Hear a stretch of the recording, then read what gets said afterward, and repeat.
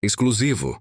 A advogada doutora Josiane, representante legal dos cobradores de São Paulo no polêmico caso de Icaraíma, no Paraná, fala com exclusividade ao blog do Renan Rodrigues, O Coração Pulsante do Pará. Com firmeza e coragem, a doutora traz à tona detalhes inéditos sobre o processo, que vem chamando a atenção do país, revelando inconsistências, contradições e possíveis erros na condução do caso. Sua fala promete esclarecer o que a sociedade ainda não sabe e confrontar versões que tentam confundir a opinião pública. Prepare-se, porque essa entrevista vai mudar o rumo da história e mostrar o outro lado dos fatos, com a verdade dita sem medo, como sempre faz o blog do Renan Rodrigues, O Coração Pulsante do Pará. Olá a todos que acompanham o blog do Renan Rodrigues. Eu me chamo Josiane Monteiro, eu sou advogada e represento os familiares dos homens que saíram de São Paulo. Eu estou aqui no dia de hoje para atualizar a todos que acompanham o blog sobre o andamento das investigações, o que nós sabemos da acusação, o que os familiares sabem até o dia de hoje, com relação a tudo que foi apurado aí pela autoridade policial. Essa semana completou 3 meses do desaparecimento e morte desses homens e, por falta de informações, nós fomos até a cidade de Icaraíma. 2 das viúvas, a viúva do Rafael, a Meire, e a viúva do Diego, a Fabrícia, elas vieram até o estado do Paraná e fomos em busca da autoridade que preside o inquérito policial para que ela nos passasse um pouco mais de informações por conta do sigilo, né, que permanece o inquérito policial. Como advogada, eu estou habilitada nesse inquérito policial. Todavia, o inquérito ele está em sigilo, a maioria das cautelares estão em sigilo, os laudos estão em sigilo, e nós não temos acesso a nenhuma atualização, nenhum relatório preliminar da autoridade policial, nós não temos acesso a nada. E depois desses 3 meses, nós fomos até a cidade de Icaraíma, fomos recebidos pelo delegado Dr. Tiago, que preside esse inquérito, também pelo delegado da Força Nacional, que está lá na cidade de Icaraíma. Eles estão em 3 delegados, segundo o delegado que preside o inquérito, existem 3 delegados responsáveis ali, que estão um responsável e 2 assessorando o delegado de Icaraíma nesse processo específico desses 4 homicídios. Quando nós chegamos lá, como eu disse, nós fomos recebidos por esses 2 delegados e já fomos questionando com relação à conclusão dos laudos, o motivo de não haverem relatórios da autoridade policial, o porquê que existem apenas 2 mandados de prisão expedido, já que a autoridade policial sabe, né, já informou que esse crime foi praticado ali por várias pessoas. Perguntamos o porquê que essas outras pessoas, já que foram identificadas, o porquê que não houve publicidade com relação ao nome dessas pessoas ali que também participaram desses homicídios, o porquê que não houve novos mandados de prisão, por que não foi cumprido os 2 mandados de prisão com relação ao seu Antônio e com relação ao Paulo Ricardo. E, infelizmente, nós saímos de lá sem nenhuma resposta. O delegado disse que não poderia nos passar nada, que iria continuar tramitando aí em sigilo, pediu paciência e calma para os familiares e para mim, né? Mas diz que caso as informações desse inquérito fossem divulgadas, traria ali algum prejuízo com relação à finalização das investigações. A família ficou indignada, nós ficamos realmente muito apreensivos, até com relação à profissão, né, às nossas prerrogativas de termos acesso aí ao inquérito policial, nos sentimos realmente desrespeitados e, infelizmente, essa falta de informação com relação a essas investigações que são tão sérias, né, sabendo que o crime organizado ele predomina naquela região, todos que acompanham, né, desde o começo esse caso sabem a quantia de bunkers que foram encontrados lá, sabem da forma que o veículo foi encontrado das vítimas enterrado dentro de um bunker, sabem o tempo que decorreu para encontrarmos os corpos, sabem de várias denúncias com relação à participação de pessoas que envolvem ali a polícia local, nessas denúncias que vinham, falava assim, olha, nós estou passando essas informações, mas não repassem para a polícia da cidade de Caraíma, né? Então, porque segundo informações nessas denúncias que vinham, a polícia de Caraíma, ela coadunava com a criminalidade, ou estava envolvida com a criminalidade.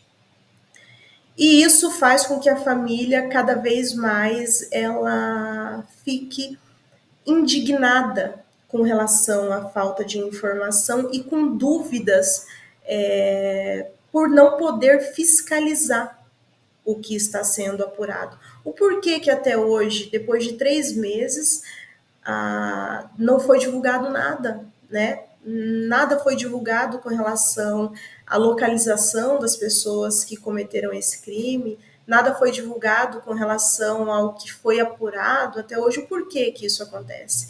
E nós, inclusive, falamos para o delegado de polícia, que ele sempre falou sobre hipóteses, né? Ele falou assim, olha, nenhuma hipótese é descartada com relação a esse crime. E nós falamos para ele o seguinte, olha, doutor Tiago, de nossa parte também nenhuma hipótese vai ser descartada, porque tanto tempo depois esse sigilo que predomina, essa obscuridade que predomina com relação ao inquérito policial, também faz com que os familiares não descartem nenhuma possibilidade, inclusive de que a autoridade policial ou, né, está ali impossibilitando o acesso à íntegra do inquérito para que nós não possamos investigar, né, fiscalizar o trabalho da autoridade policial, não possamos fazer nenhum requerimento de prova, porque o tempo que passa são as provas que se perdem.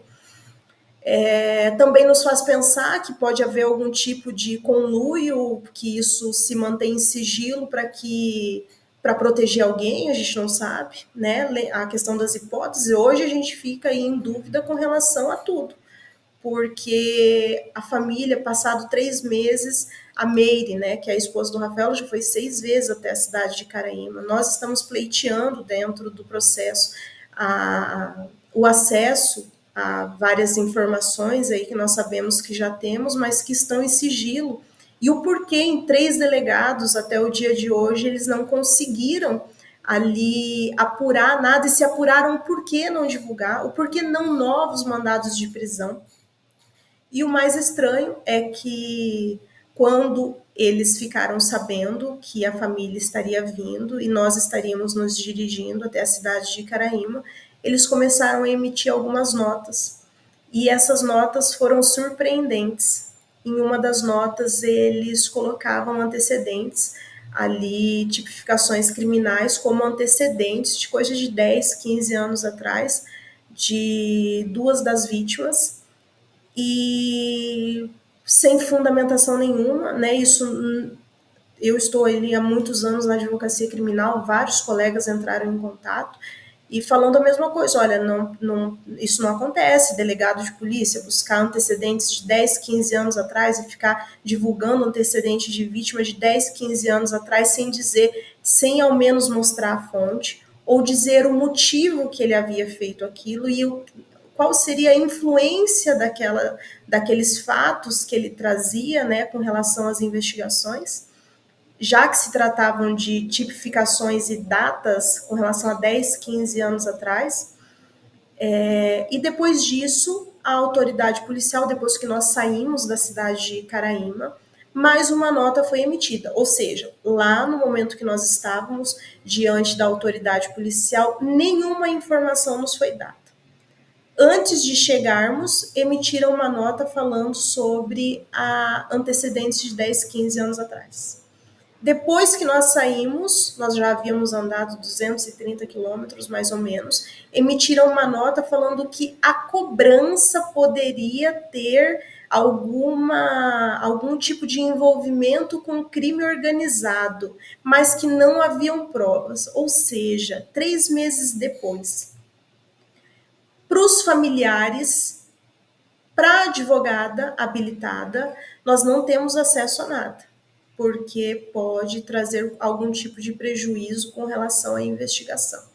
No entanto, foi somente o tempo de sairmos daquele local e o delegado de polícia começa a falar com relação a algum tipo de envolvimento com a organização. A família ficou extremamente revoltada, porque no final da nota eles colocam, mas não há nenhum tipo de provas. Ou seja, se não há provas, com base no que a autoridade policial traz esse tipo de informação? Qual é o motivo de que agora, 3 meses depois, eles venham alegar esse tipo de coisa, que existe envolvimento com o crime organizado? O porquê que eles querem ali macular a honra das vítimas, né? Será que é com a intenção de confundir a sociedade, confundir as pessoas para dizer que, olha, essas pessoas não são tão vítimas assim, essas pessoas eram perigosas, mas o que ele trouxe eram coisas de 10, 15 anos atrás, e ele nem disse se essas pessoas realmente responderam por esses crimes, se elas foram absolvidas, se houve extinção de punibilidade, só colocou a tipificação penal.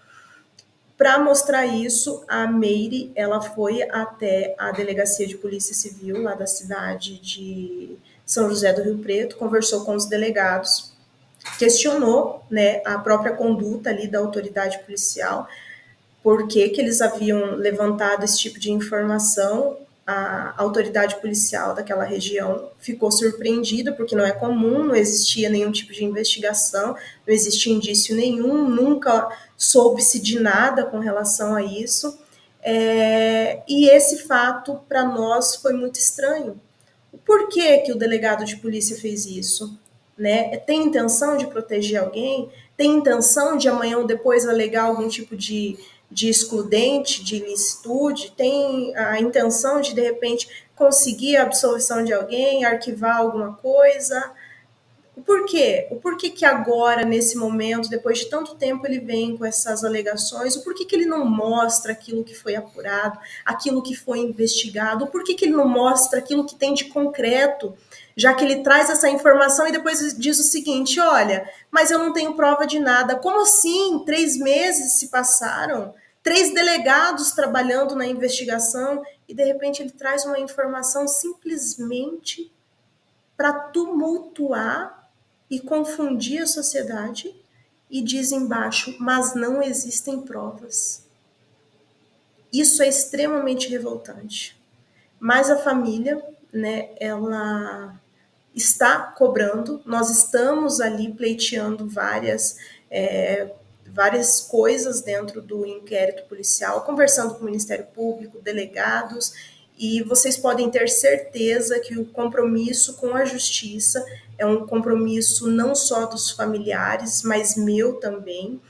E certamente a autoridade policial ela vai ter que dar explicações com relação a essas notas de, no mínimo, estranhas que eles trouxeram nesse momento, até porque a cidade de Caraíma, por conta desse caso, ela foi desmascarada, né? A criminalidade, o contrabando, o narcotráfico, ele foi desmascarado naquela região.